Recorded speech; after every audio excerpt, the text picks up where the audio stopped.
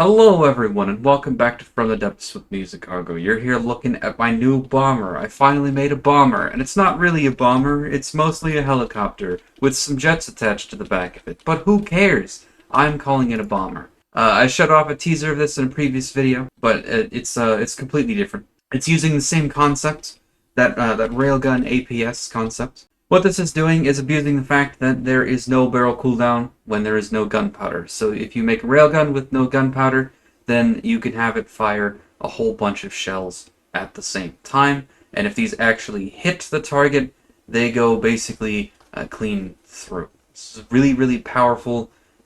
It's great at overwhelming defenses, and it punches a hole pretty much directly through whatever it fights.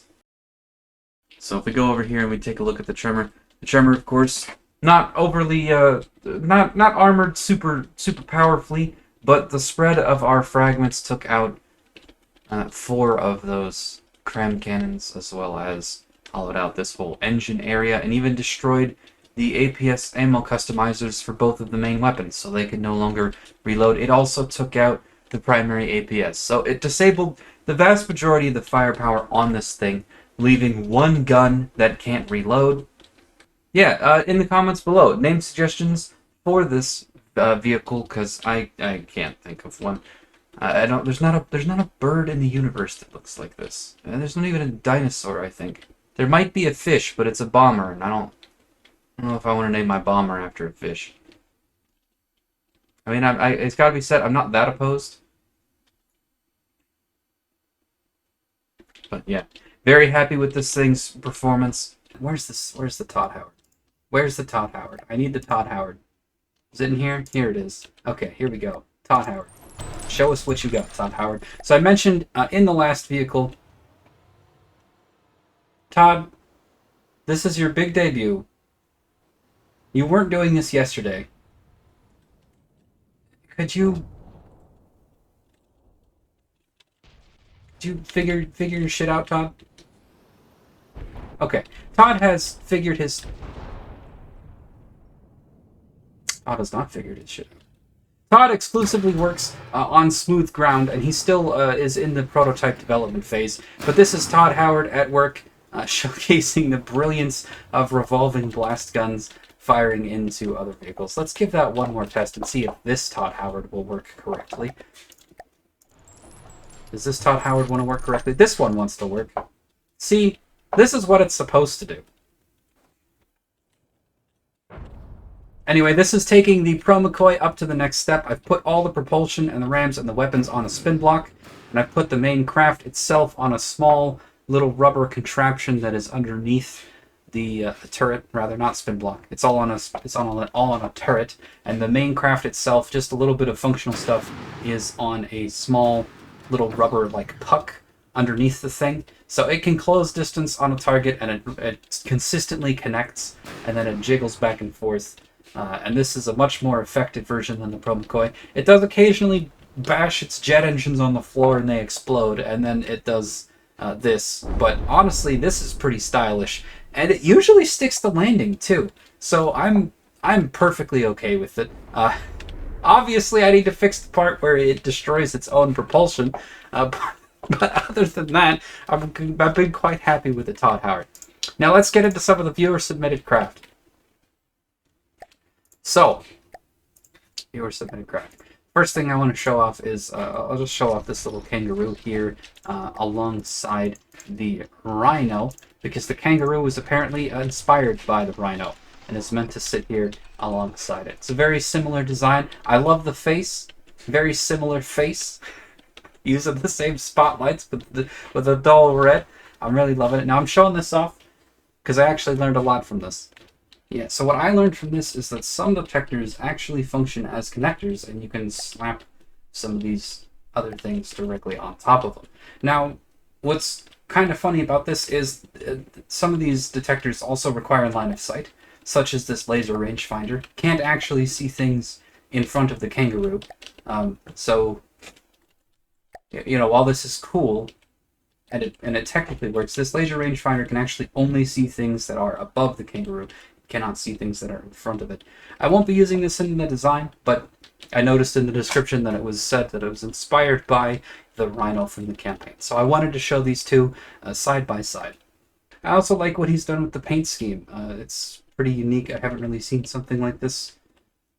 Well, I've seen paint schemes and stuff like this, but it works.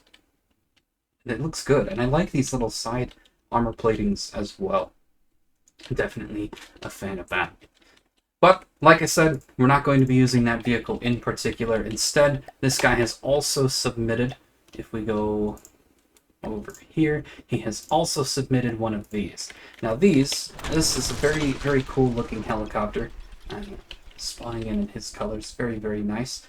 With a couple of other things that I didn't know. So this guy has also taught me about these wireless missile receivers and stuff. Now I saw these blocks in the menu, but I have never used them before, and I was trying to figure out what this missile system inside the craft was, and then I noticed it had a transmitter. So he's done this to save a lot of space, and it's just something I've never interacted with. So now I know, and it's thanks to this guy. The other thing that this guy has done, which is very cool, I've had to use techniques like this on hover tanks, is he's used spin blocks. And now the spin block tilts left and right, and this one tilts forward and back to control his primary dedicated helicopter blade over here, which is a cool way of making a small craft stable. And then in the back, he's actually using spin blocks for the propulsion, which I find curious, but I can understand why. And then he's using these light blocks to mount this spin block, which is spinning the opposite direction, right? So the spin block has a centrifugal force, and this one has an opposite centrifugal force. This one still has twice the mass, so it's not quite offset, but it's half offset, which is very nice. It's better than no offset, is what I'm getting at. And then this spin block also tilts left and right to adjust the turning on this. And that, between all of that, he's able to completely control this. It's actually very hard to do. I understand how it works, but my attempts to replicate it myself have generally failed. I have tried to do stuff like this before. I'm just not as good as this guy. That being said, there are a couple things about this craft that I do note. The first thing is it's extremely vulnerable to explosions, and I say that in two capacities. The first capacity is this target prioritization thing is right here. It's slapped next to a card slot next to the mainframe. A couple of blasts right here will AI dead the thing. Not to mention these light blocks at the back. Now this does allow you to connect blocks that would otherwise be unconnectable. So this can phase through and enable physics. No physical collisions happen with light blocks, but the problem is they're very, very vulnerable to explosives. They're not just vulnerable to explosives, they also explode like an ammo barrel when they are damaged. So if any flak, even from simple weapons, were to land at the back of this craft, these would explode, you'd lose the back spin block, you'd lose your control surface here as well. Now furthermore, the ammo is right in here. So if an explosion were to hit the tail end of this, it could easily blow up the ammo, which would also blow up its only source of power. So it's got definitely some vulnerabilities. And it also has some of these repair units and some of these RTGs and a couple of its own repair bots. Now, if I were to use this, I'm going to use this actually. I'm just going to tweak it a little bit. I am going to eliminate the repair bots because that'll save 100 material. And I'm going to change some of the RTGs over to batteries just because this craft is exceptionally frail.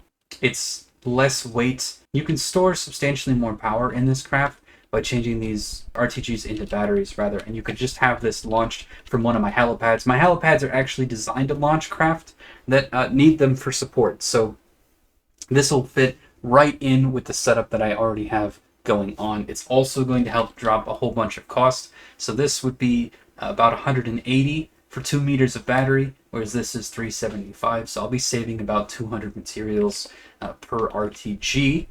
of which there are 4. So I'll be saving 800 materials there. I'm also going to get rid of these 2 repair units because, again, they're going to be sub-vehicles. They're going to be carried around by carriers. I can drop another 200 materials, so that drops 1,000, and then another 50 between these 2 repair blocks. So I'm going to drop this down 1,050, bringing it down to just about 7,500, and then I'm going to be using that in the campaign.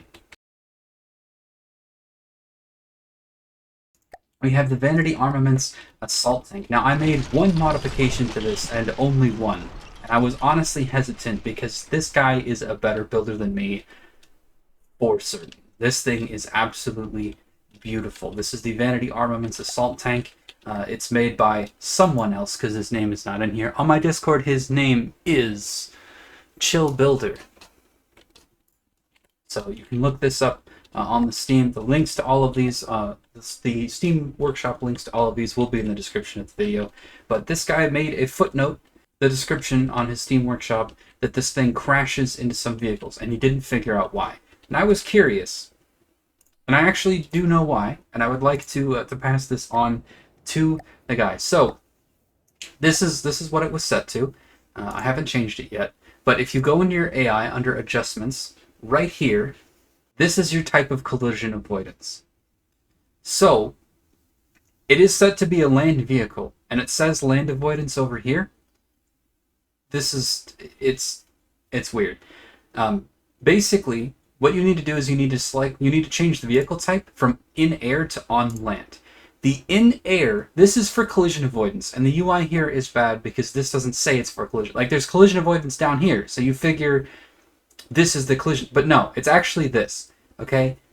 The in-air collision avoidance tries to change your vehicle's altitude to prevent a crash. It will not slow down, it will not turn left or right, it will not like roll. It tries to change your altitude exclusively. It tries to go either over the target or under the target. So if you're dealing with a tank, you need to change this to on land, pathfind land, avoid other ships. This will cause your vehicle to brake or turn in order to avoid a collision. So that was the only thing that I could find to actually contribute to this. I'm going to save over it and I'm going to bump the version.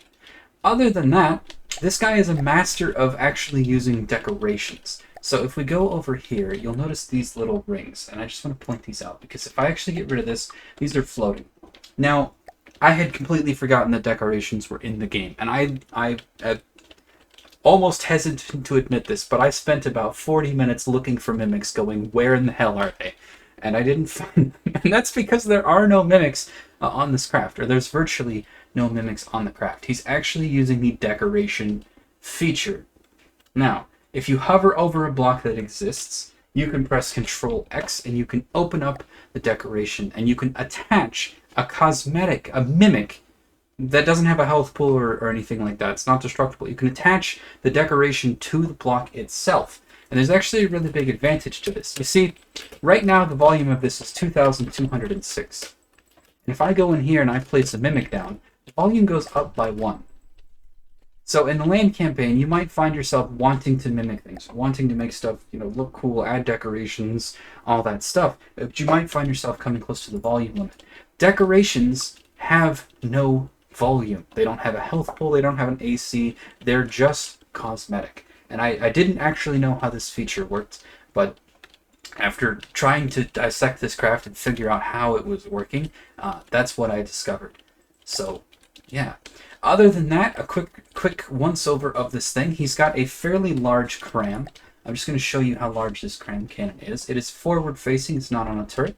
This thing is designed to point at stuff and charge straight at it. He's got a tiny... it's a cute little...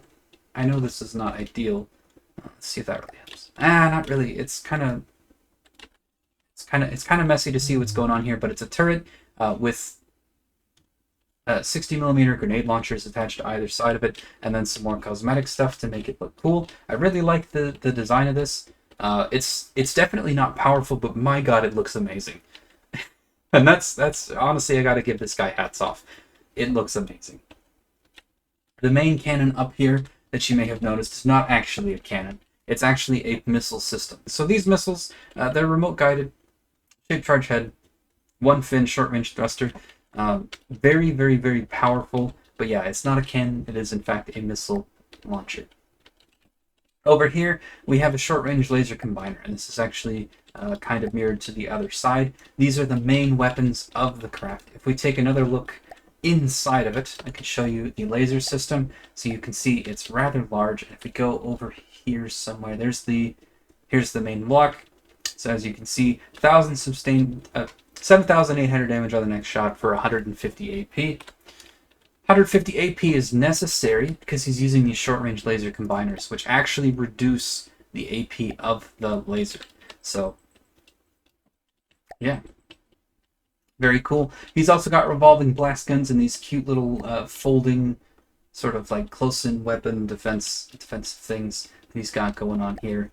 And those are very cool. He's got rams on the front of it because the collision avoidance was causing it to crash into everything. Although this thing moves quite quickly and it weighs 256 almost tons. So there's nothing wrong with this being a ram vehicle. So yeah, very excited to use this. We're going to be using it against the Onyx Watch. This tank is a little bit expensive, coming in at 73,000. It has shields, it has smoke, it has heavy armor, it has spaced armor, it has a variety of weapon systems, it has a cram, a missile, and a laser, and it can ram. So this thing is wonderful. Hats off to the guy who made this. And the last vehicle in the lineup is this Lime. Now this Lime I did have to alter a little bit, and I want to talk about it because what this guy had done is he had done two things, which I will just point out to you quickly. His engines that were all over this thing. He had nine engines on each side, and they were set up to be literally like this. Where's the cylinder? There it is. Yeah, his engines were set up literally like this, with a couple of fuel storage blocks placed around. And the problem that this craft is running into was that these cylinders were overheating, and whenever they overheated in sync, the thing would crash to the ground. Now, I have made some modifications to this thing. It's not actually frozen in build mode. I just changed the PIDs to correct some of its stuff, and it is now perfectly floating on its own. I've changed them to be carbureted engines, and it actually only needs 400 materials to sit outright. This thing can actually host some pretty beefy shields, and I might add in some shields in here on the turret, and then re-upload this design to the workshop. So the guy who built this was definitely new to fuel engines, and also definitely new to AI. He was using the plug-and-play AI card, which there's nothing wrong with doing that, but given that I have tweaked this design substantially, and given that that guy will be very familiar with this craft since he built it, I want to re-upload this to my workshop, and I'll have a link to the old Lime, and what I'm gonna repaint it and call it like the Lemon Line or something after I add the shields. And I just want him to be able to take a look at what I actually did that was different. So I've changed up the AI pattern, I've changed some PID settings, and I've changed the fuel engines to make this thing much more efficient. Other than that, everything is completely unchanged, and I have to say I really love the look of this, and hats off to the guy who submitted it. I hope that none of the people who submitted craft are going to be too offended that I went and changed anything about their craft. Given that the Lime would crash into the floor, it was a small thing that clearly the original builder of the craft he just didn't know how to fix. So this is really small for me to fix it. Now that being said, moving forward, I don't really want to be fixing viewer craft before I add them in. If you're really low skill and you're worried that your craft doesn't work, submit it anyway, because I might. I don't want to exclude this guy just because his vehicle occasionally crashed into the ground. So it was really small for me to fix it. If you can, make sure your craft works. If you don't know why it's not working, we might have to...